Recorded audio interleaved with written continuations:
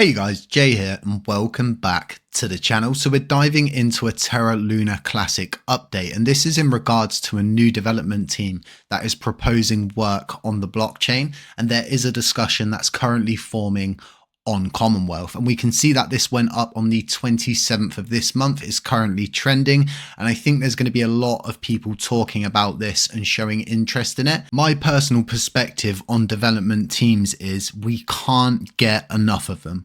We really could never be in a situation where we would say to ourselves, we've got too many development teams, because there's just so much that needs doing on this blockchain. The big difference is we need a development team that is willing to come on board, and instead of just looking for those very, very easy jobs where they're just changing wires, they're making small upgrades to parameters, instead coming in and going, okay, they need a swapping module. Oh, okay, they need the bridge restored for wrapped assets. Oh, okay, they haven't got a mobile wallet infrastructure system. Maybe there's something we could do about that. We have the market module. We've got the USTC repeg. We've got all of those issues surrounding the stable coins left on chain.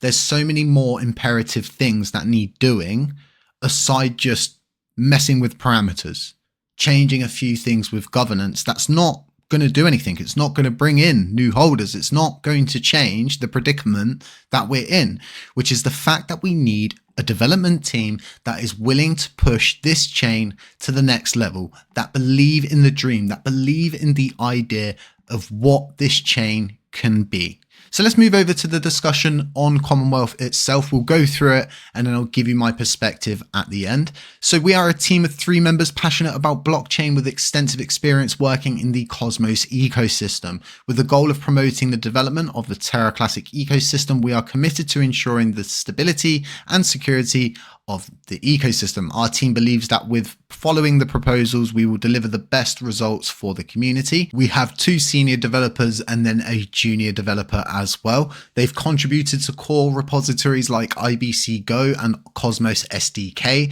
and they've worked on and developed the Aura network based on Cosmos SDK. We've got 3 GitHub profiles, which we will go through shortly, but first we'll go through this proposal.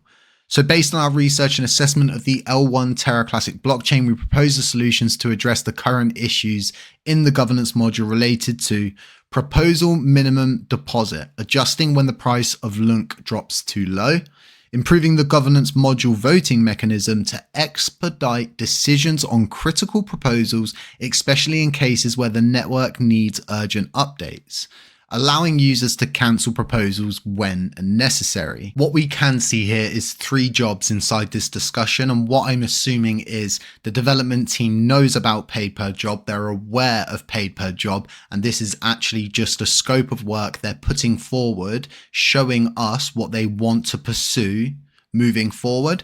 So when it comes down to the proposal minimum deposit and adjusting that when the price of LUNC drops too low, I think is a great idea. I think we need more intelligent systems like this that are going to be more beneficial for the blockchain now and in the future. And this is why I've always supported the idea of having a burn tax slider that moves up and down based on volume thresholds on chain, and the burn tax being primarily dictated by an automated system like that. And when I think about the dynamic commission module, which a lot of people actually benefited from, I think about how easy it would be for a development team to actually pursue something like that. And once again, it moves us back to the idea, doesn't it, of needing a development team that's going to come on board and maybe listen to the community and take the high road, take the hard jobs, and try to bring this chain to a better place. Because what I see here inside these 3 jobs is a very easy paycheck for a development team to merely come in and just change some wires about, make a few parameter changes, and then, hey, that's $10,000, please. But at the same time, it is good to have a new development team work on such small things to begin with. So this could be a situation that evolves into something far more beneficial for us if it's a development team that listens to the community and validators and takes a deeper look at what this chain actually needs. The second job on this list is specifically speaking about introducing some kind of system or module that allows the circumvention of the decision-making process on this blockchain. I personally think this is actually really dangerous. We've never ever been in a position where we've needed to push something through that quickly. The whole idea around having 7 days gives us adequate time to go in and think. You might find yourself a couple days later feeling differently depending on evidence that's put forward. So introducing any kind of procedure that allows the expediting of that decision-making process is a big no from me. BLV Labs is proposing a new mechanism appropriate for the following scenarios. When a proposal is critically important and related to the network's severe security, it should be approved as quickly as possible. When a proposal is extremely simple and does not require much debate, avoiding unnecessary delays, we will enhance the governance module with the goal of allowing such proposals to pass without waiting for the voting period to end, provided they meet the following conditions. The proposal reaches the pass threshold. The proposal receives yes votes from at least 70% of the total staked amount. The proposal receives yes votes from at least 60 validators.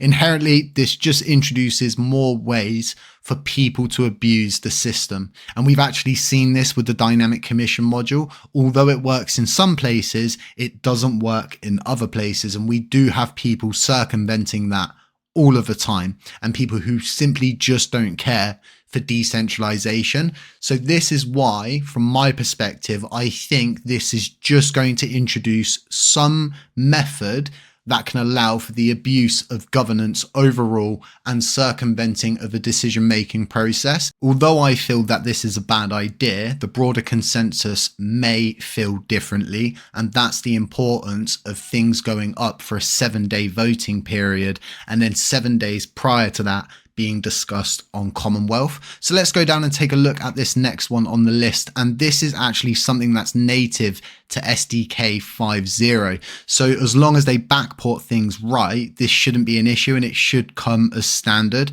So this could fall into the bracket of simply just moving to that next SDK. I do think we should have the choice to cancel proposals, especially with the recent mess ups from Genuine Labs and in the past from other developers that make simple mistakes and then put another proposal up. So this could be beneficial for the system, but once again, it could also just come as standard with an SDK upgrade. So if we scroll down and we look at the timeline, they're saying 8 weeks for these 3 jobs, and they're going to be asking for $10,000. And they stated that this is a text proposal, not a community spend. We will put up another proposal for funding once we complete the work listed above. We can see the proposing of a development plan that has 3 phases. This breaks down that 3 job structure into individual jobs, but they've stated here at the bottom, we will put up another proposal for funding once we complete the work listed above. So what we would like to see from BLV Labs is the completion of phase 1, proposing it, having it checked, having the T's dotted, the I's crossed, having it implemented, and then going ahead and proposing that community spend proposal, and then repeating that each time for each one of these individual jobs that they would like to do. I also think it's a good idea to have the community agree to having these actually worked on.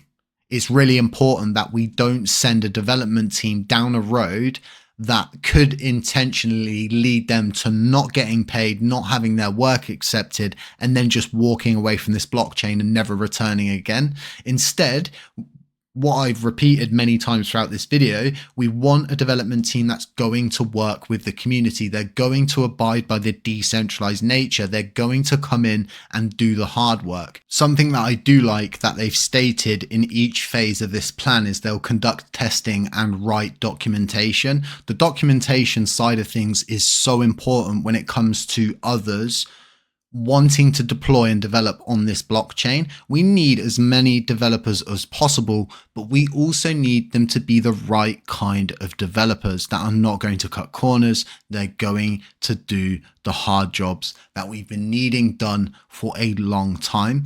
But let me know in the comment section what you guys think about this development team and what you think about these 3 jobs being proposed. Something to take note of here at the end is there's no evidence to support the idea of this development team having KYC certificates, and more importantly, KYC certificates that are accepted on this blockchain, and that will be a deciding factor unless the rules change otherwise. And although we do have a proposal coming in the future that could change that scenario, we need to stick by what we know in this current time, which is they will need KYC to work on chain. When I go in and I take a look at their Commonwealth history, it's relatively new. They've only been around on Commonwealth with this profile since this month, so nothing there to dive into previously aside a few comments here and there. Diving into their GitHub profiles just really quickly, we can see that they have got a lot of activity, but something I want everybody here to understand is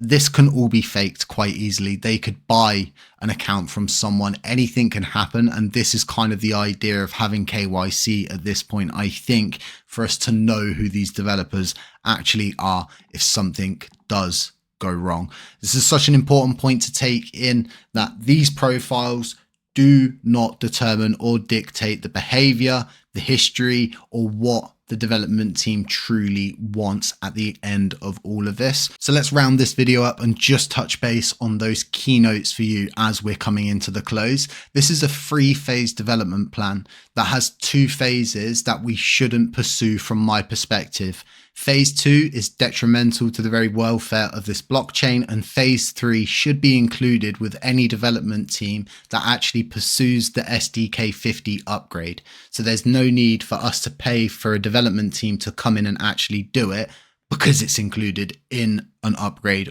already that we're probably going to see Genuine Labs pursue in the future.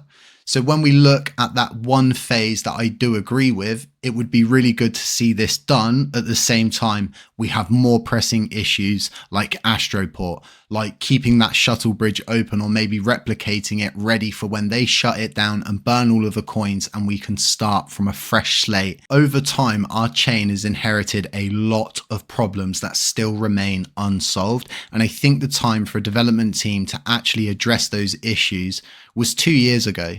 Not now, not yesterday, not last week, a long time ago. As always, we'll keep you as updated as possible here. If you're new, drop a like, comment, subscribe, hit the notifications bell to stay informed. It really does help out the channel here. And aside that, just stay safe, stay humble, stay aware, and we'll catch you in the next one. Peace.